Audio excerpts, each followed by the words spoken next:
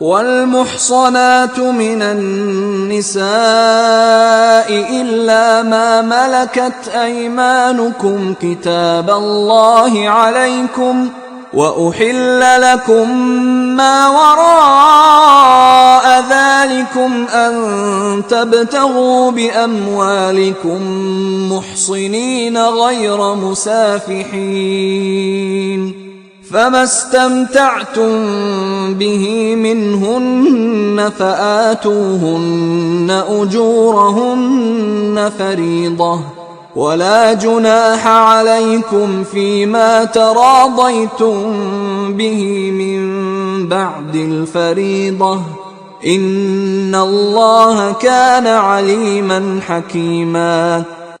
اور شوہر والی عورتیں بھی تم پر حرام ہیں مگر وہ جو اسیر ہو کر لونڈیوں کے طور پر تمہارے قبضے میں آ جائیں.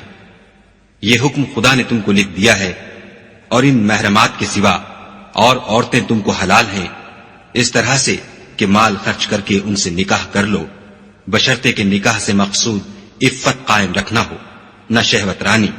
تو جن عورتوں سے تم فائدہ حاصل کرو ان کا مہر جو مقرر کیا ہو ادا کر دو اور اگر مقرر کرنے کے بعد آپس کی رضامندی سے مہر میں کمی بیشی کر لو تو تم پر کچھ گناہ نہیں. بے شک خدا سب کچھ جاننے والا اور حکمت والا ہے. وَمَن لَّمْ يَسْتَطِعْ مِنكُمْ طَوْلًا أَن يَنكِحَ الْمُحْصَنَاتِ الْمُؤْمِنَاتِ فَمِمَّا مَلَكَتْ أَيْمَانُكُمْ مِنْ فَتَيَاتِكُمُ الْمُؤْمِنَاتِ واللہ اعلم بإیمانکم بعضکم من بعض فانکحوہن بإذن اہلہن وآتوہن اجورہن بالمعروف محصنات غیر مسافحات ولا متخذات اخدان فَإِذَا أُحْصِنَّ فَإِنْ أَتَيْنَ بِفَاحِشَةٍ فَعَلَيْهِنَّ نِصْفُ مَا عَلَى الْمُحْصَنَاتِ مِنَ الْعَذَابِ ذَلِكَ لِمَنْ خَشِيَ الْعَنَتَ مِنْكُمْ وَأَن تَصْبِرُوا خَيْرٌ لَكُمْ وَاللَّهُ غَفُورٌ رَحِيمٌ.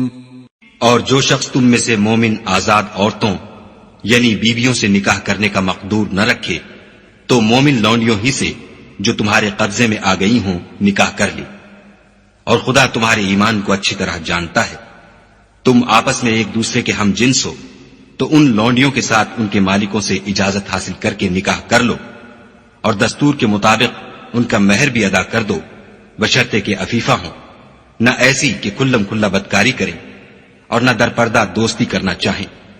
پھر اگر نکاح میں آ کر بدکاری کا ارتکاب کر بیٹھے تو جو سزا آزاد عورتوں یعنی بیویوں کے لیے ہے اس کی آدھی ان کو دی جائے.